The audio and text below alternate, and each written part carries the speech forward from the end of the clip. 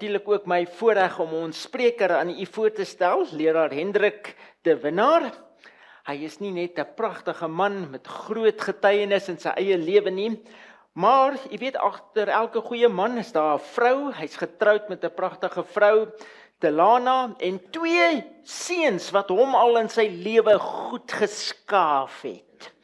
Daarom weet ons dat hy praat uit ondervinding, lewensondervinding. Wat vir my uitstaan van leraar Hendrik is sy passie. Sy passie vir Jesus en om ware hoop vir seer harte te bring. Mense te omvou met hoop van 'n God wat omgee.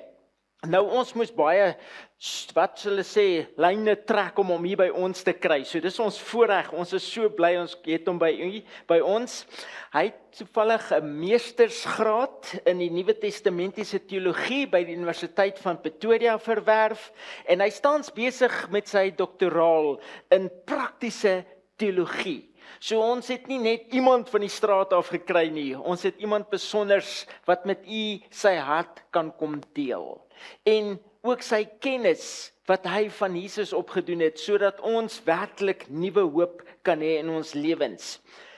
Die Here het al 'n diep pad met hom geloop en daarom kan hy uit lewensondervinding met ons praat. Hy ken genade. Wow, nee? Jy ken genade, my leraar. Ja, hy ken genade.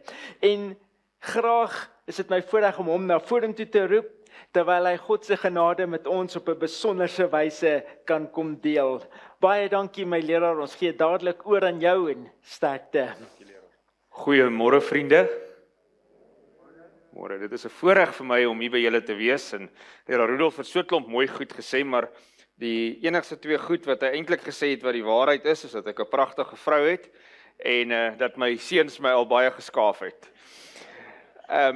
Maar ja, dis 'n voorreg om by julle te wees. Baie dankie vir die uitnodiging, leraar Rudolf en jou span, om vandag en volgende week, Saterdag 13 Junie, ook hier so saam met julle te wees en bietjie dieper te delf in antwoorde wat die Bybel gee op hierdie vraag. Is daar hoop in al die chaos? So, leraar Rudolf het klaar die temas gegee waaroor ons gaan gesels. Nou, ek gaan dit nie nou herhaal nie, maar hierdie 6 lesings, party gaan bietjie korter wees, ander gaan bietjie langer wees, maar hierdie 6 lesings, hierdie 6 temas het tot my eie lewe gespreek en hoop gegee in tye wanneer ek chaos in my lewe beleef het. En wanneer ons na hierdie wêreld om ons kyk, dink ek nie een van ons kan ontken dat die wêreld in absolute chaos verval het nie. Oor die laaste paar maande, sedert Februarie maand, is daar enigiemand wat nie geraak is deur die oorlog in die Midde-Ooste? Is daar enigiemand, dalk is die ouens hier wat elektriese voertuie ry. Hulle is dalk makliker af, maar die res van ons is almal geraak deur iets so chaoties soos 'n oorlog wat vir baie van ons nie eers sin maak nie. En ons beleef dit in ons samelewing, moord en geweld en siekte. Hierdie land, Suid-Afrika, is een van die mees gewelddadigste lande in die wêreld. Ons het een van die hoogste misdaadsyfers wat in die wêreld is. En ons raak eintlik al gewoond daaraan. Maar dit is so dat die wêreld waarin ons leef, gedompel is in totale chaos. En net die feit dat jy en ek al begin gewoond raak daaraan uit, beteken nie dat dit nie meer chaoties is nie. Is nog steeds totale chaos om ons. Daar's mense wat aan depressie ly, die siekte van ons tyd. Daar's mense wat kwaadwillig is, wat net met slegte motiewe deur die lewe gaan en probeer om ander te na te kom. Daar's korrupsie. Ons kan, ek weet nie wie van julle volg al die laaste paar maande ons Madlanga kommissie nie. Die verhale wat daar uitkom is net te erg vir baie van ons om te verstaan die vlak van korrupsie wat ons in ons eie samelewing het, die trauma wat party van ons in ons eie lewens saam met ons dra, die seer kry wat ons al beleef het in ons eie lewens. Daar is werklik chaos wat in hierdie wêreld aangaan. Maar om uiteindelik by die hoopoplossing te kom, wat ek hoop ons by gaan kom, moet ons verstaan waar kom dit vandaan. Sien, ons kan nie net indelf en sê, maar hier is die oplossing vir die probleem, as ons nie weet waar hierdie probleem se ontstaan is nie. Ons moet gaan delf en soek, wat is die probleem se ontstaan? Waar kom chaos vandaan? Hoekom word ons gekonfronteer met dit waarmee ons gekonfronteer word elke dag? Waar het dit begin? Deesdae is daar 'n redelike neiging in die teologie wat die bestaan van 'n bose mag bevraagteken. Bestaan die duiwel regtig? In die onlangse 20-25 jaar was daar redelike groot stemme wat uitgekom het. J. Louder het in die rapport geskryf, 'n artikel met die naam Liefs na die duiwel met Ouniek. En Sakkie Spannenberg, 'n bekende teoloog in Suid-Afrika, wat deel was van die berugte Jesus seminar, hy skryf, die idee van die duiwel is 'n ontwikkelende konsep en nie werklik nie. Iets wat ons in ons gedagtes vir onsself uitgemaak het om te probeer sin maak van hoekom dinge so sleg gaan. En dan in 2011 gee die NG Kerk se algemene sinode 'n stelling uit wat sê, daar is ruimte vir lidmate wat aan die werklike en persoonlike aard van die duiwel en demone glo. En daar is ruimte vir lidmate wat die Bybelse spreuke oor die bose en die duiwels anders interpreteer. Ander woorde, dat dit nie werklik is nie. Ons skep ruimte vir almal om te glo oor boosheid en oor die ontstaan van boosheid net wat hulle wil. Maar as gelowiges het ons eintlik net een riglyn. Jy sien wat ek dink van iets, en my opinie van iets, veral iets so diep en so betekenisvol en so impakvol soos die ontstaan van boosheid. My opinie daarvan maak nie eintlik saak nie. U opinie daarvan maak nie eintlik saak nie. Wat saak maak vir ons as gelowiges is, wat leer die Bybel vir ons oor hierdie onderwerpe? En ek gaan nie vanmiddag uitnooi 2 uur se lesing gaan oor, kan ons die Bybel nog vertrou? Gewoonlik begin ek met hom in hierdie reeks. Begin gewoonlik met, kan ons die Bybel vertrou? Maar ek het dit bietjie geskommel vir hierdie twee dae. Vandag en volgende week. So as jy wonder, is dit so maklik om oor die Bybel te praat? Is die Bybel eerstens betroubaar? Bly net tot vanmiddag toe. Dan gaan ons daarna kyk. Maar vir ons as gelowiges is hierdie die bron waarop ons opinies, ons idees, ons kennis, ons geloof oor hierdie onderwerp van boosheid moet bou. En hierdie verhaal van boosheid en lyding en chaos begin baie lank terug. Ons lees daarvan in Genesis 3 vers 1 tot 5. Maar die slang was listiger as al die diere van die veld wat die Here God gemaak het. En hy het vir die vrou gesê, is dit ook so dat God gesê het, julle mag nie eet van al die bome van die tuin nie? En die vrou antwoord die slang, van die vrugte van die bome in die tuin mag ons eet, maar van die vrugte van die boom wat in die middel van die tuin is, het God gesê, julle mag daarvan nie eet nie en dit nie aanroer nie, anders sal julle sterwe. En toe sê die slang vir die vrou, julle sal gewis nie sterwe nie. God weet dat as julle van daardie boom se vrugte eet, julle oë sal oopgaan en dat julle soos God sal wees en dat julle ook goed en kwaad sal ken. Nou dink net vir 'n oomblik hieroor na. Jy is in hierdie perfekte wêreld geskep, waarin Adam en Eva geskep is. Eva is in hierdie perfekte wêreld geskep. Daar was nog nooit iets wat haar probeer kwaad aandoen het nie. Sy het nog nooit enige gevaar beleef nie. Sy het nog nooit enige vrees beleef nie. Maar hier begin hierdie slang met jou praat. Nou, daar's baie teorieë oor hoekom Eva met hom teruggepraat het. Ek kan nogal dink wat ek sou doen as 'n slang met my begin praat. Ek hou al klaar nie van hulle nie en hulle kan nie praat nie. Maar as hulle met my sou begin praat het, sou ek waarskynlik gehardloop het vir my lewe. Maar Eva, wanneer sy gekonfronteer word met hierdie slang, hardloop nie weg nie. Eva begin in gesprek tree met hom. En ja, ons kan dalk aanvoer dat sy nog nooit enige hartseer of seer of te nagekom is deur enigiets nie, sy het nog nooit rede gehad vir enige vrees nie, sy ken dit nie, maar net die woorde wat die slang vir haar sê, moes haar alreeds op haar agterhoede geplaas het. Die slang kom sê iets wat teenstrydig is met wat God sê. Nou wie was hierdie slang? Wat was hierdie slang wat aan Eva verskyn het? Wel, die Bybel identifiseer hom. En die Bybel sê, die ou groot draak is neergewerp, die ou slang wat genoem word duiwel en Satan, in Openbaring 12 vers 9. So die Bybel identifiseer in die laaste boek van die Bybel, wie die slang is in die eerste boek van die Bybel, dit gee hom sy karakter, hoor wat doen hy? Hy het die hele wêreld verlei, en hy's neergewerp op die aarde, en sy engele is saam met hom neergewerp. So van waar af kom hy? Van waar af is hy neergewerp? Wel, die Bybel antwoord ons in Lukas 10 vers 18, praat Jesus en hy sê, ek het die Satan soos 'n bliksemstraal uit die hemel sien val. Dis waar hy vandaan kom. En dit laat ons al vreemd voel. Want wat soek die Satan, die duiwel in die hemel?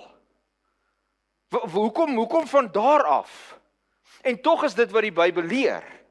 Jy sien, in die Bybel ontvou hierdie uiters tragiese verhaal. Die verhaal van Satan, 'n wese met die naam Satan, maar dit was nie altyd sy naam nie. Die Bybel identifiseer hom eers, ons gaan nou daarna kyk, as die engel van lig of die môrester. En hy het hierdie pragtige, magtige engel in die hemel gewees, en anders as die meeste kunstenaars se voorstelling van die duiwel, is hy nie hierdie mannetjie wat rooi is en met 'n groot vurk loop en 'n lang stert het nie. Dit is nie hoe die duiwel lyk nie. Jy sien, die Bybel gebruik in die boek Esegiel die simbolieke taal of simboliese taal wanneer hy die koning van Tyrus beskryf om eintlik hierdie wese te beskryf. En hoor wat skryf Esegiel oor hierdie engel van lig. Hy sê oor hom, jy was die seelring van eweredigheid. Met ander woorde, jy was perfek gewees. Jy het uitgestaan as perfektheid. Jy was vol wysheid, jy was volmaak in jou skoonheid, jy was in Eden, die tuin van God, allerhande edelgesteentes was jou bedekking, jy was volkome in jou weef van die dag af dat jy geskape is. So die eerste ding wat ons moet oplet is dat hierdie wese is 'n geskape wese. Die tweede ding wat ons moet sien is dat hierdie wese is perfek geskape. Hierdie wese is nie as boos geskape nie. Hierdie wese het hierdie volkomenheid in sy weë gehad. Hy het alles goed en reg gedoen aanvanklik. Engel van lig het 'n verhewe posisie in die hemel beklee. Hy was hierdie beskermende engel, het die posisie reg langs God se troon gehad.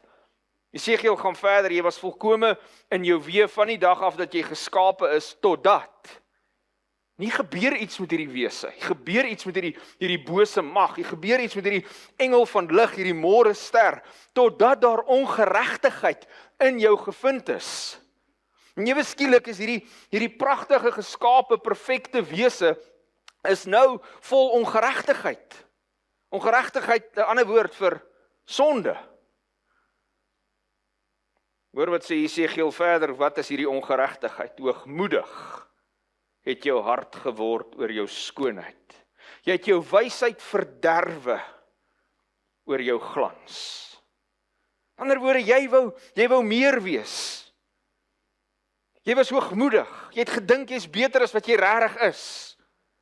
En dit is wat gebeur met hierdie perfek geskape wese, hierdie wese wat as 'n slang aan Eva verskyn, wat die Bybel identifiseer as die duiwel, voordat hy die Satan word. Hierdie pragtige verhewe engel, kan ons amper sê, het verlore geraak op 'n ego-trip. Hy was so belangrik in sy eie oë. Hy was maghonger.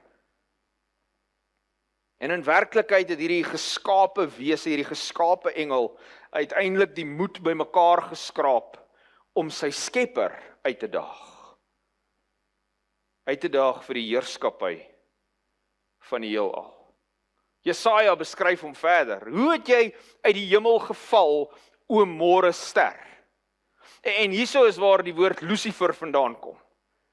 Daar's 1 of 2 Engelse vertalings wat 'n direkte vertaling uit die Latyns uit doen van môrester en dit Lucifer noem. maar die meeste vertalings doen nie. So, maar hoe het jy uit die hemel geval, o môrester of Lucifer, afhangende van wat se vertaling jy lees, seun van die dageraad, hoe lê jy teen die aarde neergeslaan, oorweldiger van die nasies? Jy het in jou hart gesê, ek wil opklim in die hemel, my troon verhef bo die sterre van God. Ek wil klim bo die hoogstes van die wolke, en ek wil my gelykstel met die Allerhoogste. En hier is waar Satan se val inkom. Dit is waar Satan se val gebeur, is by hierdie gesindheid van ek wil gelyk wees aan God. Uiteindelik is dit die aard van enige sonde. En Eva sou dit ongelukkig te laat besef. Toe hierdie arrogante woorde uit Lucifer se mond vloei, uit die engel van lig, uit die môrester se mond vloei, was die volmaakte liefde en harmonie wat in die hemel geheers het, onmiddellik in stukke geskeur. Nog nooit voorheen was daar 'n geskape wese wat aanspraak gemaak het daarop dat hy soos God is of wil wees nie. En dit was die eerste tekens van chaos, die eerste tekens van boosheid. En dit was nie lank voordat hierdie engel se gees van ontevredenheid ook begin meng het of begin versprei het onder die ander engele nie. En soos 'n vrot appel in 'n boks uiteindelik al die appels om hom vrot maak, het Satan se rebellie in die hemel begin versprei na van die ander engele toe. En God kon in daardie oomblik boosheid net totaal en al uitgewis het. God kon die besluit geneem het om Satan en al die ander engele wat dit oorweeg om hom te volg in 'n oomblik uitgewis het. Dit was binne sy mag, maar dit was teen sy karakter. Die Bybel leer ons in 1 Johannes 4 vers 8 dat God is liefde. En liefde vereis, perfekte liefde vereis keuse. En as God op hierdie stadium die Satan en boosheid en sy bose gedagtes en sy bose motiewe net onmiddellik uitgewis het, sou daar nooit weer 'n skepsel gewees het, 'n intelligente skepsel gewees het, wat God uit keuse en uit liefde gedien het nie. Dit sou uit vrees gewees het. En dan kan ons sê, ja, maar kon God nie daai idee uit almal se verstand uitgehaal het, en ja, dit kon hy ook doen. Maar weet jy wat? God sou weet, en sy karakter sou weet, dat hy teenstrydig opgetree het met wie hy is.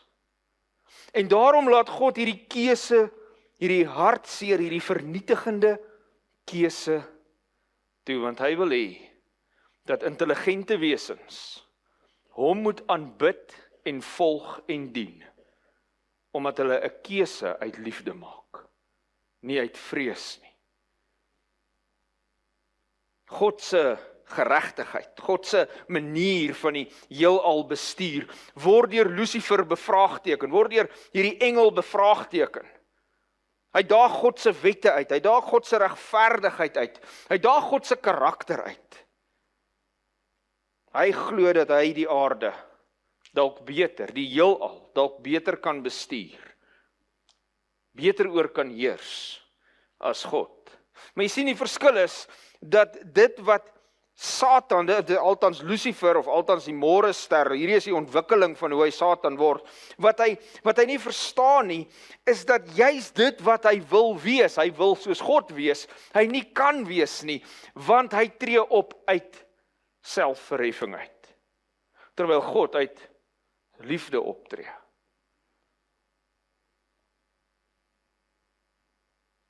God laat uit sy liefde vir geskape wesens uiteindelik die Satan toe, om aan die heelal te wys hoe hy 'n koninkryk sou bestuur.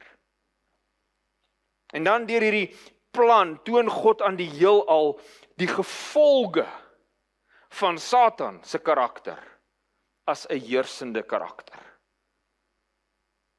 Satan word toegelaat om die werklike karakter van sonde uiteindelik ten volle te wys. En so kom daar hierdie sluipende virus van twyfel en misleiding wat deur hom versprei word, tot by 1/3 van die engele in die hemel. En ons lees in Openbaring 12 vers 3 tot 4 hierdie verhaal van 1/3 van die engele. En 'n ander teken het in die hemel verskyn, en daar was 'n groot vuurrooi draak met 7 koppe en 10 horings, en op sy koppe 7 krone. Dit klink nogal na 'n verskriklike beskrywing, né? En sy stert het 1/3 van die sterre van die hemel meegesleep en hulle op die aarde gegooi. En daar het oorlog in die hemel gekom. Michael en sy engele het oorlog gevoer teen die draak, en die draak en sy engele het oorlog gevoer, en hulle kon nie oorwin nie, en hulle plek was in die hemel nie meer te vind nie. En die groot draak is neergewerp, die ou slang wat genoem word duiwel en Satan, wat die hele wêreld verlei, is neergewerp op die aarde, en sy engele is saam met hom neergewerp. En dit is hierdie hartseer verhaal wat ons nou beskryf het, hierdie hartseer verhaal wat ontvou oor hoe uiteindelik hierdie slang homself hier in die tuin van Eden bevind, waar hy met Eva hierdie gesprek kan hê, waar hy homself voordoen as 'n slang. En hy met daar hierdie gesprek kan hê. Dis hoe hy daar kom.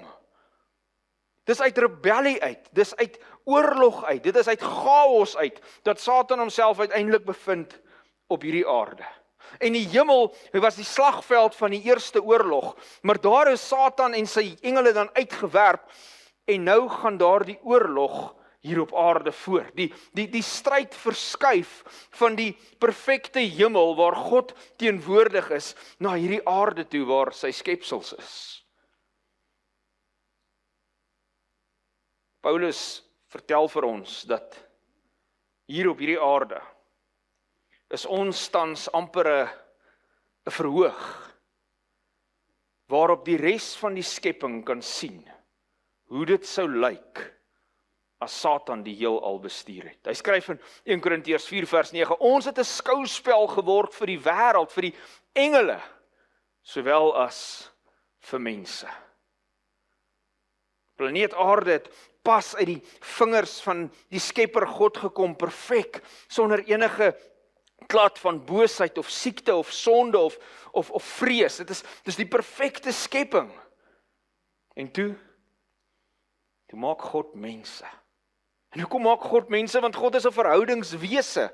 En die manier hoe hy hulle maak, sê vir ons, dat hy maak hulle vir verhouding. Hy het die mens geskape na sy beeld, na die beeld van God het hy hom geskape, man en vrou het hy hulle geskape. Nou wat beteken dit om na die beeld van God geskape te wees? Die perfekte beeld van God. Beteken dit dat ons lyk presies soos God lyk? Beteken dit dat ons kan alles doen wat God kan doen? Nee, dit beteken dat die beeld van God, wie hy is, sy karakter, word weerspieël in die mens. Ons het nou gesê, wat sê 1 Johannes 4, wat is God? God is liefde, en God maak die mens om ook in hierdie liefdesverhoudings te kan intree. God maak ons om liefde te kan gee en liefde te kan ontvang, en dit is die perfekte beeld van God. Perfekte wêreld. Perfekte twee mense, perfekte beeld van God. En God het hulle geseën, en God het vir hulle gesê, wees vrugbaar en vermeerder, en vul die aarde, en onderwerp dit, en heers. Daar's 'n belangrike woord, heers. Julle is veronderstel om die heersers van hierdie aarde te wees. Die mens, Adam en Eva. Heers oor die visse van die see en die voëls van die hemel, en oor al die diere wat op die aarde kruip. Hierdie is julle plek. Julle kan hier heers. God gee heerskappy oor hierdie wêreld.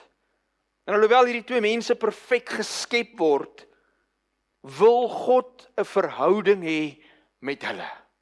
En as intelligente wesens is daar net een manier hoe 'n liefdevolle verhouding kan plaasvind. En dit is dat daar moet vryheid van keuse wees.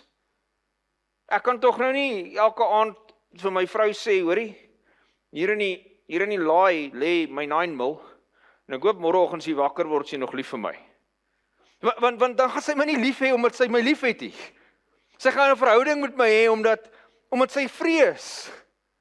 En God gee aan Adam en Eva hierdie keuse en sê, ek wil hê julle moet lief wees vir my omdat julle wil, omdat julle my kies. Maar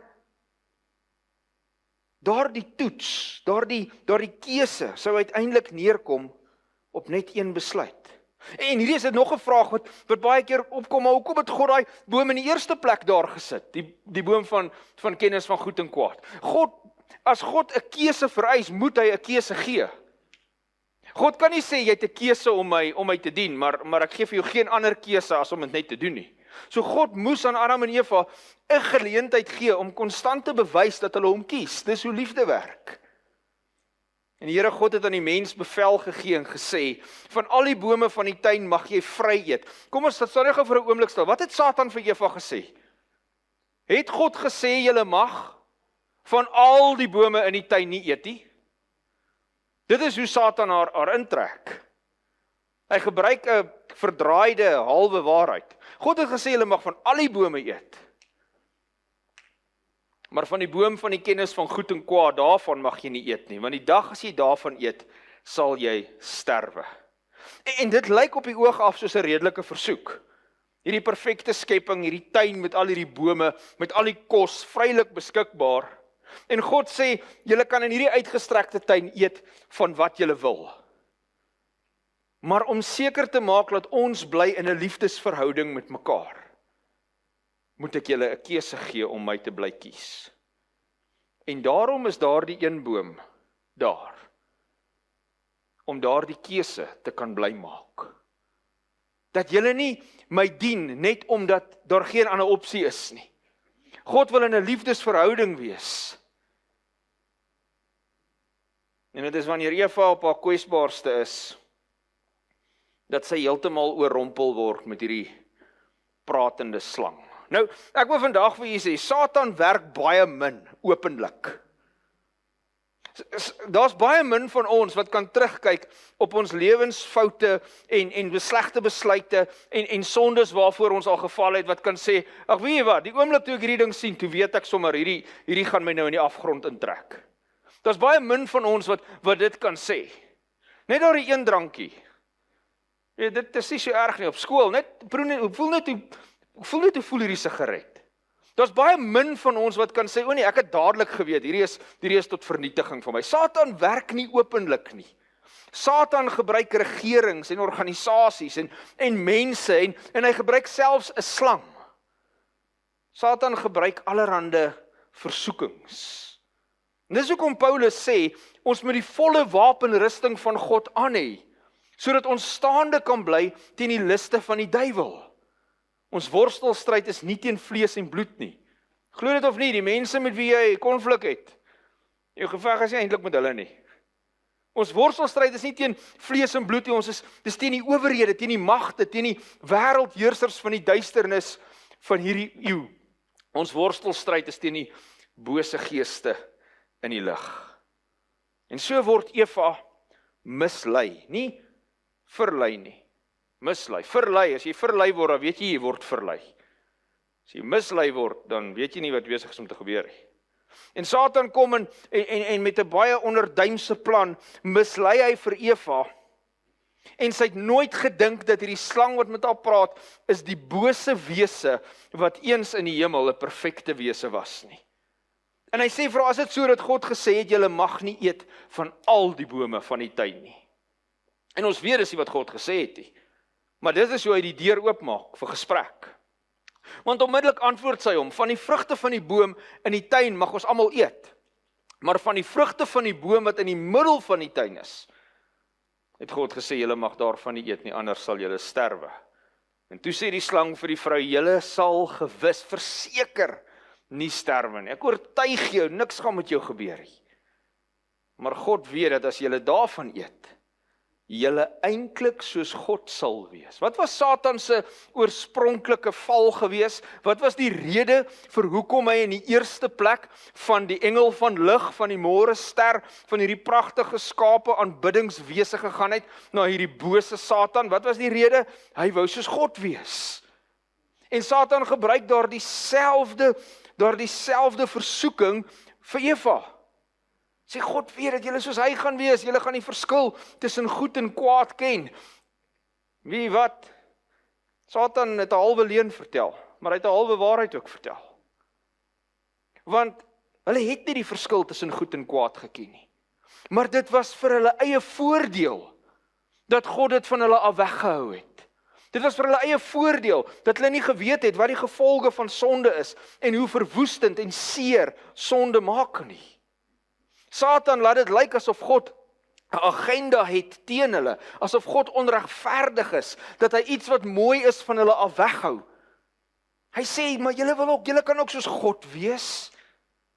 Juist dit wat sy eie begeerte en verterende ondergang was.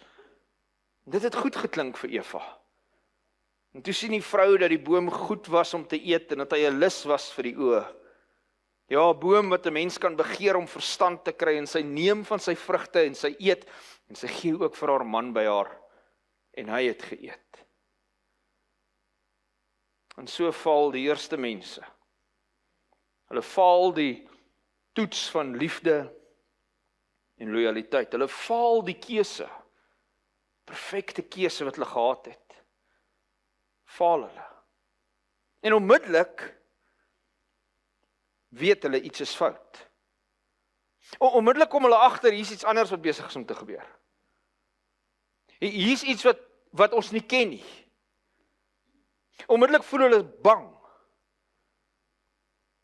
Waar is die kinders? Hulle is gelukkig almal uit. Die kinders jy sien hoe bang is kinders as hulle weet hulle is amper uitgevang. Hulle is nou op die punt om uitgevang te word. En Adam en Eva voel so, ons voel ook so. Hulle is bang, want hulle weet, hier het iets skeef geloop. Hulle is skaam, ewe skielik, hulle het skuldgevoelens. Hulle besef dat hulle besig is om iets baie belangriks te verloor, deur dit wat hulle nou net gedoen het. Geluk, perfekte liefdesgemeenskap met God, met mekaar, en uiteindelik hulle heerskappy, wat God vir hulle gegee het oor hierdie planeet aarde. Julle was veronderstel om hier te heers. En hulle het hulle self van heersers af slawe gemaak. Satan, die bose een, het hierdie pasgebore wêreld gekaap, syne gemaak. En van daardie eerste oomblik af, maak Satan daarop aanspraak en sê, dit is nou myne. Hierdie plek behoort nou aan my. Ek is nou die prins van hierdie wêreld. Ek is die heerser van hierdie planeet nou. Maar soos daardie tragiese dag, die tragiesste dag in die geskiedenis van die skepping, tot 'n einde begin loop, kom God soos sy gewoonte. En hy roep vir Adam en Eva. Die Here God het na die mens geroep en vir hom gevra, waar is jy? En hierdie is die ongelooflikste reaksie vir my van God af. Hierdie een vers is die eerste liefdesbekentenis van God in 'n sondige wêreld. Het God geweet waar is Adam en Eva? Presies. Maar God roep na hulle en sê, waar is jy? Met ander woorde, ek weet jy het verkeerd gekies. Maar ek is 'n God van tweede kansse. Ek gee jou 'n kans om uit jou wegkruipplek uit terug te kom na my toe. Ek gee jou 'n kans om weer 'n keuse te maak. Ek gee jou 'n kans om weer nader aan my te kom. Waar is jy? En die mens het geantwoord, ek het die geruis gehoor in die tuin en ek was bang. Ek het gevrees want ek is naak. En daarom het ek my verberg. Nog nooit voorheen was Adam bang vir enigiets nie. Maar nou was hy bang. Dit is sonde wat ons bang maak vir God. Dis sonde wat ons laat wegtrek van God af. Dis sonde wat ons laat wegkruip vir God. En God vra vir hom, het jy geëet van die boom waarvan ek jou beveel het om nie te eet nie? Weereens, het God geweet wat hy gedoen het? Absoluut. Dit was die enigste rede hoekom hy sou bang wees. En God is alwetend. Maar hy sê, het jy geëet? Hy gee hom weer eens 'n geleentheid om 'n bekentenis te gee. Hy gee hom weer eens geleentheid om berou te toon. En wie weet, ons kan net spekuleer, hoe die geskiedenis van hierdie wêreld anders sou lyk as Adam in daai selfde oomblik in berou neergeval het en om vergifnis gepleit het. Maar wat doen Adam eerder? Die vrou wat U my gegee het, dis sy. Sy het my laat eet van hierdie boom. Die vrou wat U my gegee het om by my te wees, sy het my van die boom gegee en ek het geëet. Nie neerval in stikkende berou nie, eerder kom ons wys die vinger vir iemand anders. Is dit nie presies wat die karakter van die mens is wat sondig is nie? Sê ekkie. Dis iemand anders. En nie enige iemand anders nie. Dis U. U het hierdie vrou gegee. Jy moes hierdie vrou nie gegee het nie, sy het net kom moeilikheid maak nie. En ons manne kan nou maar dink wat ons wil, maar ons mag nie sê wat ons wil nie.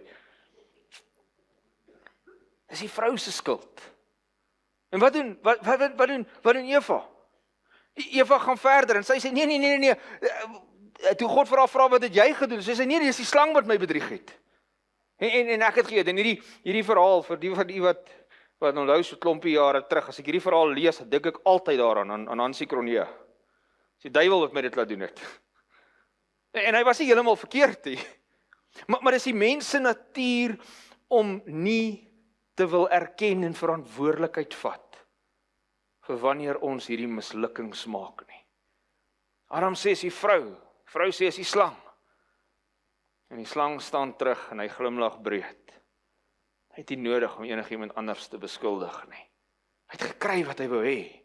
Hy is die prins van hierdie wêreld. En uiteindelik, op daardie dag, word die mens veroordeel tot die dood. Onsterflikheid was aan hulle beloof, maar dit was beloof op voorwaarde van gehoorsaamheid. Beloof op voorwaarde van die regte keuse. En daardie onsterflikheid word van hulle weggeneem, en selfs dit is 'n daad van genade.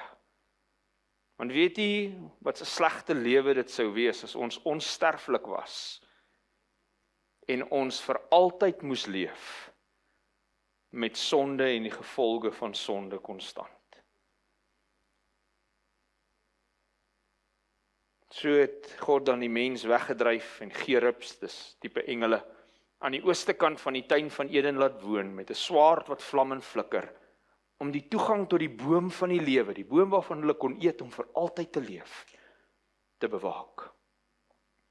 Die duiwel het gesê, julle sal gewis nie sterwe nie. Maar ons lees dat die dae van Adam was 930 jaar en hy het gesterwe. Satan se leuen was ontbloot. Satan se eerste leuen was, julle beskik oor inherende onsterflikheid. Dit kom van julle self af. Ons gaan volgende Saterdag bietjie dieper kyk na daardie leuen. En te laat het Adam en Eva besef dat die duiwel werklik die vader van die leuen is. 'n leenaar is, en die vader van die leuen is, en alles wat hy sê, en alles wat hy doen, en alles wat hy bring hy met bose motiewe.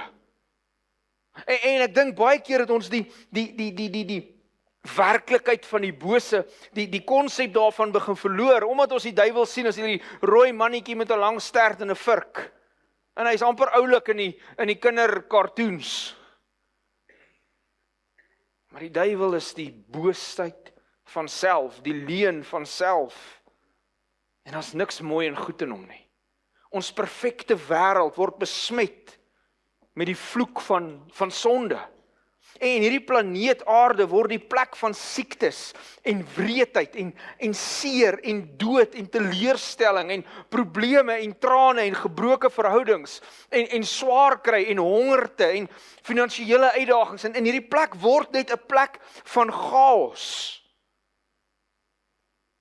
En daar is verwarde miljoene mense wat wil weet, hoekom?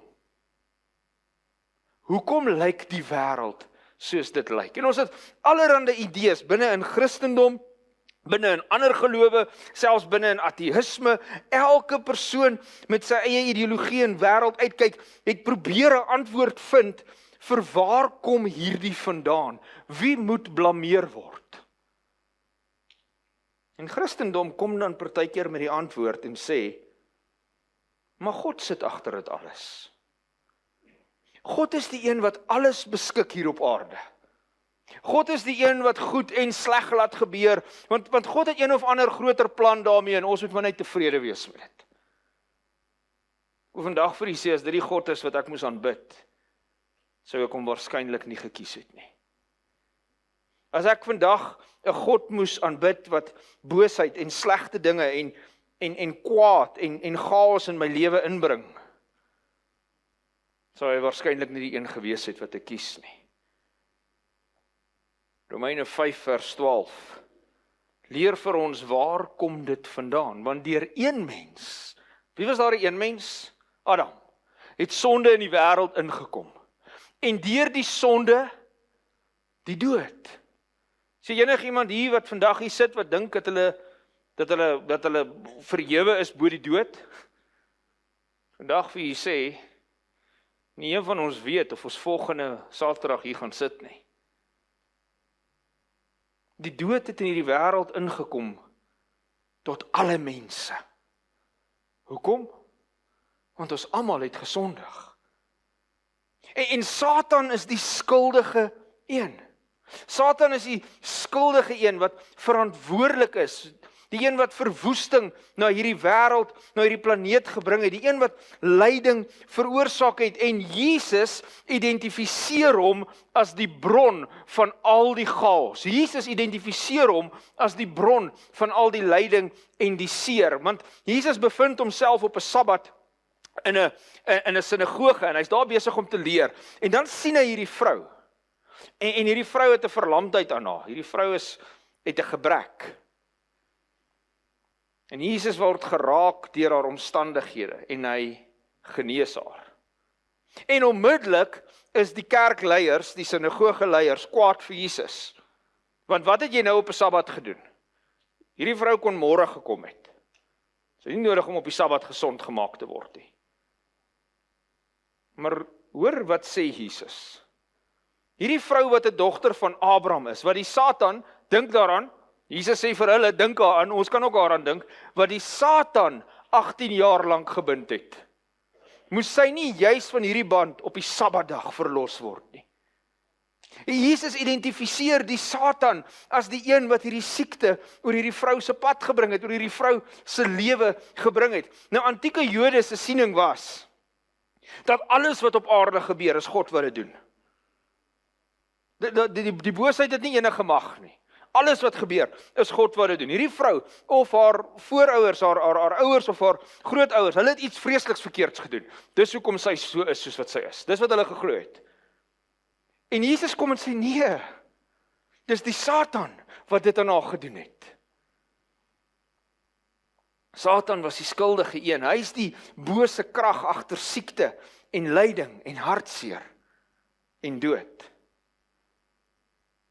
Nêrens in die Bybel, dink ek, word hierdie strategie van Satan so duidelik gemaak as in die eerste hoofstuk van die boek Job nie.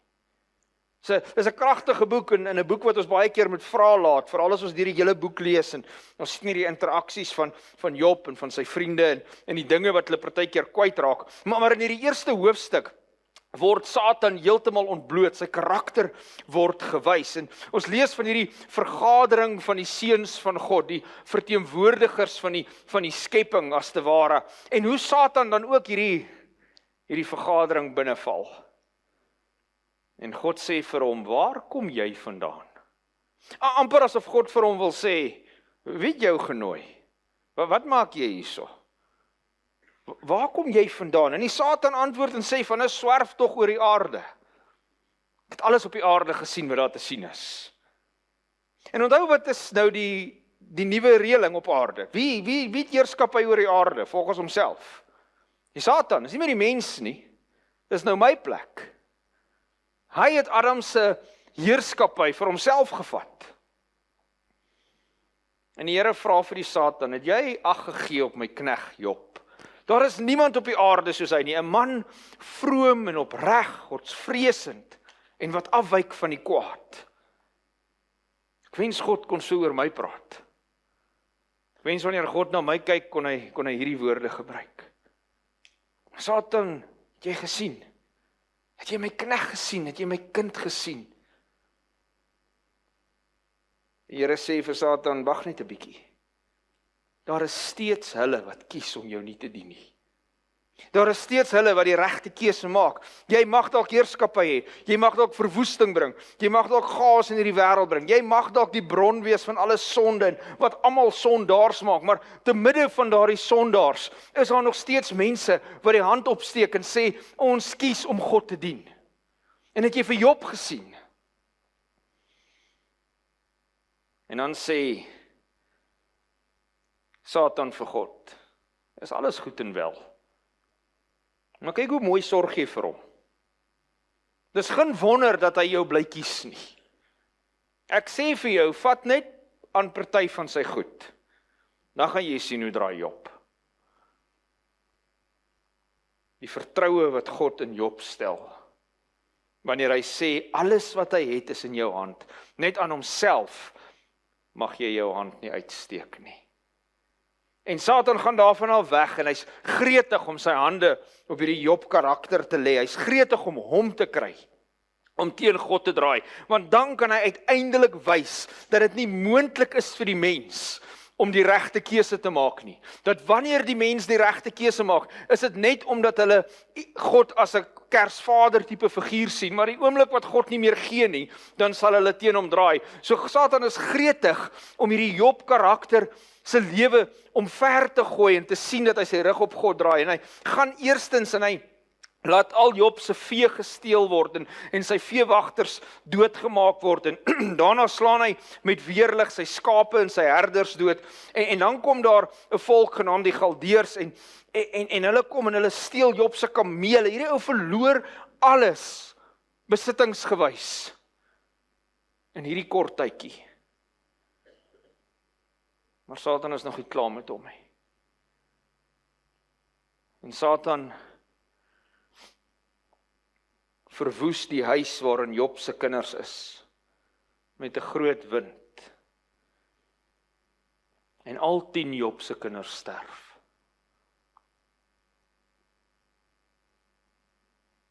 Staan net vir 'n oomblik stil daar.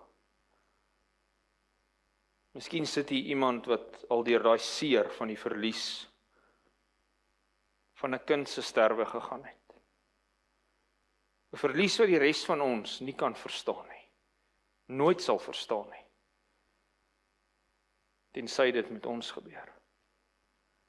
Hierdie man verloor al 10 sy kinders. Op een slag. En hy is oorweldig deur die verdriet soos te verwagte is. Hy stikkend. Maar hy bly lojaal aan God. In Job 1 vers 21, naak het ek uit my moeder se skoot gekom en naak sal ek terugkeer daarheen. Die Here het gegee, die Here het geneem. Die naam van die Here is geloofd.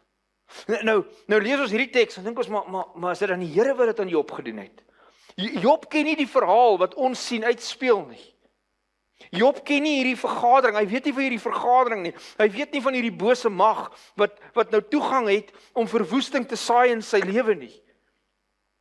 En soos ons nou gesê het, antieke geskrifte, antieke Israel, antieke Jodendom het daarop gewys, dat hulle gedink het, dat alles wat gebeur, kom van God af. Maar dis omdat Job nie die verhaal kan lees, soos ons hom vandag kan lees, en kan sien dat daar 'n bose een agter dit alles sit nie. Hy het nie verstaan dat Satan die vernietiger is en verantwoordelik is vir wat met hom gebeur nie. En selfs al verstaan Job nie presies wat besig is om te gebeur nie. Selfs al verstaan Job nie presies hierdie lyding en hierdie swaar kry wat met hom gebeur nie, bly hy getrou aan sy God. Satan kom terug en hy sê vir God, uit vir uit, alles wat iemand het, sal hy vir sy eie lewe gee. Maar strek net jou hand uit en tas sy gebeentes en sy vlees aan. Regtig, waarlik, hy sal u dan in die aangesig seën of vloek. En die Here sê aan die Satan, hy's in jou hand, maar jy mag nie sy lewe neem nie. Maar selfs nadat die Satan weggegaan het en hy Job met bose swere getref het, van sy voetsool tot sy skedel, iemand wat al 'n sweer gehad het. Ek het een keer in my lewe al een put sweer gehad. Dis onbeskryflik seer en ongemaklik. Hierdie man word getref sy hele lyf. Maar selfs deur dit alles het Job nie gesondig en aan God niks slegs toegeskryf nie. Job bly getrou, Job bly die keuse maak, dat ten spyte van die chaos wat in my lewe aangaan, ten spyte van die seer, ten spyte van my liggaam wat afgetakel is, ten spyte van die verlies van al my besittings, ten spyte daarvan dat my kinders almal op een slag dood is, ten spyte daarvan dat hier konflik in my huwelik nou is oor al hierdie chaos, ten spyte van alles wat skeefloop, ek sal getrou bly aan my God. Wie was dit wat Job so getuister het? Dit was die bose een. Dit was Satan. Hy is die skuldige een wat verantwoordelik is vir die chaos in jou lewe. Vir die seer in jou lewe. Vir die probleme in jou lewe. Ons is vasgevang in hierdie verwarrende groot stryd.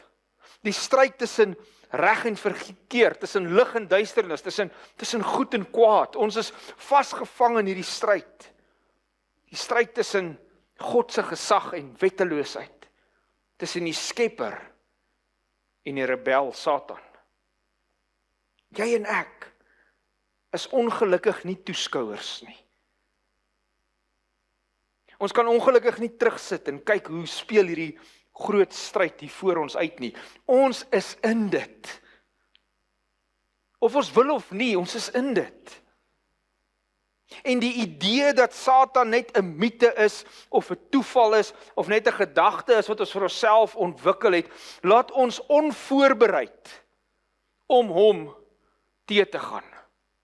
Johannes sê in Openbaring 12 vers 12, wee, jammerte vir die bewoners van die aarde en die see, want die duiwel het na julle neergedaal met groot woede. Hy's hier, hy's woedend. Hy wil verwoesting bring. 1 Petrus 5 vers 8 sê vir ons, wees nugter en waaksaam, julle teestander die duiwel loop rond soos 'n brullende leeu. En hy kyk wie hy kan verslind. Dit was Satan wat die gedagte in Herodes se kop geplant het om die jong baba seentjie dood te maak.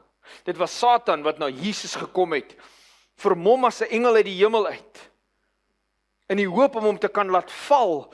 Hy sê vir hom, as hy al hierdie dinge sal ek vir u gee, as u net neerval en my aanbid. Nadat Jesus hoe lank al sonder kos of water was. Maar Jesus antwoord hom, gaan weg Satan. Daar's geskrywe, die Here jou God moet jy alleen dien en aanbid. En dit is Satan wat vir die oomblik as 'n oorwinnaar staan. Wanneer hy Jesus aan die kruis van Golgotha sien hang. Dit was sy oomblik van finale nederlaag, om finale nederlaag aan God toe te skryf. Om die doodsvonnis vir Jesus en vir die mensdom vas te maak. Van sy geboorte, deur die woestynervaring, sy hele lewe, tot by die kruis, glo Satan dat hy die geleentheid het om Jesus se lewe te neem. Maar dit was eintlik 'n uur van oorwinning. Dit was eintlik die uur van bevryding. Dit was eintlik wat Satan gesien het as sy grootste oorwinning, word uiteindelik sy grootste nederlaag. Hebreërs 2 vers 14 sê, aangesien die kinders dan vlees en bloed deelagtig is, dis ons, vlees en bloed, het hy dit ook op dieselfde manier deelagtig geword. God word mens, sodat hy deur die dood hom tot niet kon maak wat mag oor die dood het, die duiwel. En dit is die begin van goeie nuus. Dis die begin van die goeie nuus, dat hy wat die mag het oor boosheid, hy wat die mag het oor die dood, hy wat die mag het oor hierdie chaos, is uiteindelik oorwin. Die lelikste gebeurtenis wat op hierdie aarde kon gebeur, die sterwe van die Seun van God, word die mooiste gebeurtenis wat nog ooit op hierdie aarde kon gebeur. Die bevestiging van die verlossingsplan. Romeine 8 vers 28, ons weet dat God alles ten goeie laat meewerk vir hulle wat hom liefhet. Vir hulle wat volgens sy voorneme geroep is. Hierdie vers sê nie, God laat alles gebeur ten goeie nie.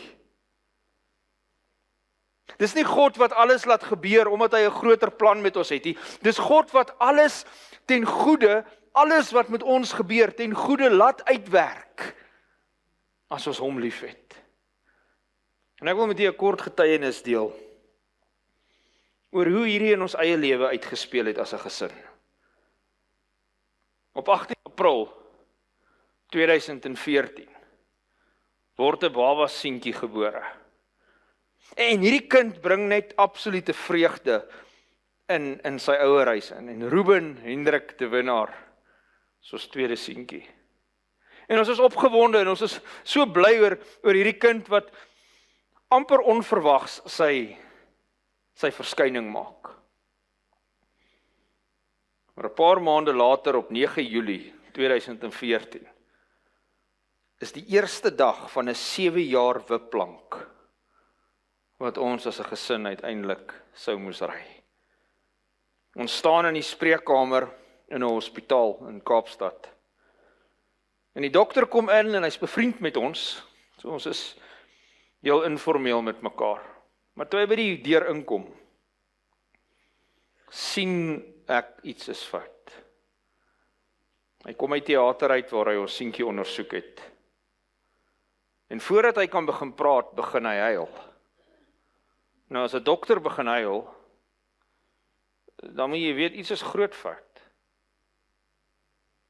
En hy gryp ons albei en hy hou ons vas en hy sê ek is so jammer. Maar julle kind het kanker. En hy word daar gediagnoseer met 'n tipe oogkanker genaamd retinoblastoom, wat in albei sy oogies tumore vorm, omdat die retina van die oog nie ophou, wanneer hy moet ophou groei nie. Daar kan sien, het ek het uitgelig met die kringe, waar sit al die letsels en tumore in sy oog. En hier begin hierdie wipplankreiery van 'n mamma en 'n pappa, wat nie mooi weet wat die pad vorentoe gaan inhou nie. En elke dag is 'n verrassing. Elke week is 'n verrassing. Elke maand is iets nuuts. Ons het geen verwysingsraamwerk oor wat om te verwag as ouers van so 'n siekte nie. En dan is daar nog 'n ouer boetie wat ook nie mooi verstaan nie. Want of mamma of pappa is nie by die huis nie. Hospitale sluk ons in, dokterspreekkamers word deel van ons lewe. Duisende bloedtoetse word gedoen, 2, 3, 4 keer 'n week. En daar is hierdie klein brawe seentjie. En dit word die normaliteit van sy lewe. Hy kry uiteindelik 9 sessies chemoterapie, wat sy liggaampie sou aftakel. En hier waar ek hier staan op hierdie dag, het ek in my hart geglo, my kind gaan dood. So siek was hy gewees. 9 sessies chemoterapie, radioaktiewe implantings wat hulle agter sy oogie implant. Hy kry meer as 300 narkoses. Ons het naderhand op hotel. Hoeveel narkoses hy kry. Laserbehandeling, kryo, droë ysterapie, 28 chemo-inspuitings direk in sy oog ingespuit. Hulle doen 3 intra-arteriële chemos. Dit is waar hulle in sy lies ingaan met 'n tipe kateter en dit opwerk tot agter sy oog met 'n kamera en die chemo van agteraf inspuit. En dis die pad wat ons loop vir 7 jaar lank. En ek wil vir julle sê, lyding maak alreeds nie sin nie. Maar wanneer 'n kind deur seer kry en lyding gaan, verstaan ons dit net glad nie. Daar's niks wat jy kan sê nie, daar's niks wat dit laat sin maak nie. Wanneer ons as groot mense deur swaar kry en lyding gaan, is dit al reeds moeilik. Maar wanneer dit 'n kind is dit net onverstaanbaar. Maar daar's hierdie klein boetie wat by die huis, of 'n ou boetie althans, hy's net klein, wat elke dag bid, Jesus, maak my boetie gesond. Hierdie hele ding maak net glad nie sin in ons lewe nie. 7 jaar later kry ons die nuus dat hy in remissie is. Vandag is 5 jaar. 5 jaar dat hy in remissie is. Gaan gereeld vir sy ondersoeke, maar hy's gesond en aktief en stout.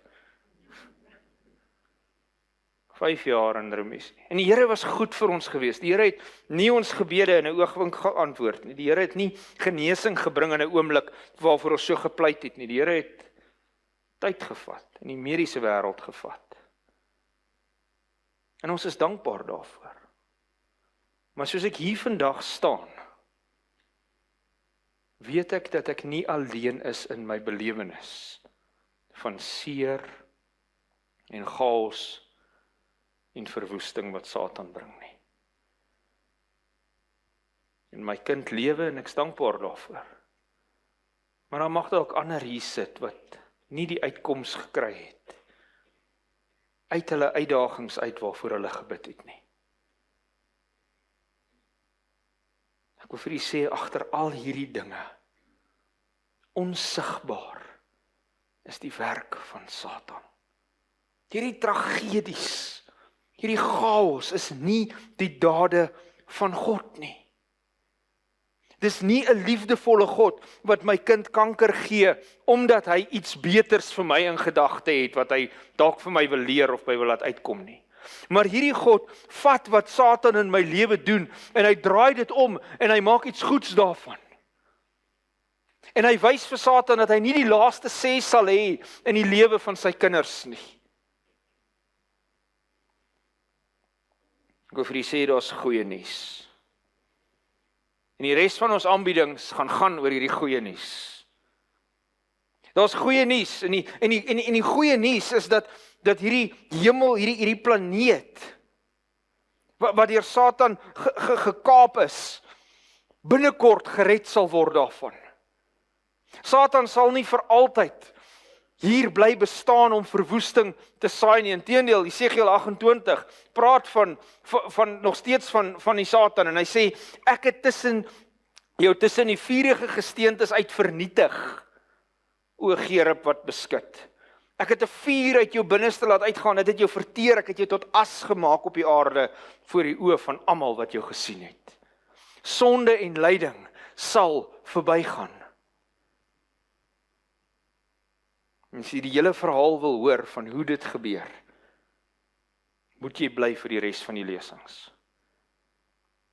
Vandag se 2, volgende week se 3. Jesus Christus sal die verwoesting wat die Satan in jou lewe gebring het, uiteindelik kom vernietig. Vir elke een wat seer het vanoggend, vir elkeen wat dalk gekom het omdat die advertensie omgetrek het, en hy weet in sy eie lewe is al chaos. Miskien is die lidmate van hierdie gemeente en het gekom, want dit is waar jy moet wees. Miskien is die besoekers hierso. As jy vandag hier sit met seer in jou hart, met chaos, met net geen sin nie, sê Jesus, ek sal hom wat na my toe kom nooit uitwerp nie. Daar's 'n lied wat sê, daar's 'n plek van rus so soet, dig by die hart van God. En jy mag dalk hier sit met baie vrae en baie seer. By Jesus is daar vir jou skuiling en vrede. Amen. Here Jesus, hier sit die kinders. U ken die seer in ons lewens. U weet wat die verwoesting is wat Satan in ons lewens kom werk het. Partykeer deur ons eie slegte keuses, partykeer deur die slegte keuses van ander. Partykeer net omdat dit die natuur van hierdie sondige wêreld is. Maar U weet wat dit is wat ons lewens seermaak en chaos bring. Ek plaas hierdie gebou vol kinders van U in U hande. Wees U die teenwoordigheid. U beloof, wanneer ons na U toe kom, sal U ons nie weggooi nie. Wees U die teenwoordigheid te midde van ons seer en ons stikkindheid, om ons uiteindelik te genees. Beskerm ons van die bose een, beskerm ons van die Satan. En wanneer hy ingang in ons lewens vind, help ons om soos Job getrou te bly aan ons God. Dis my gebed in Jesus se naam. Amen.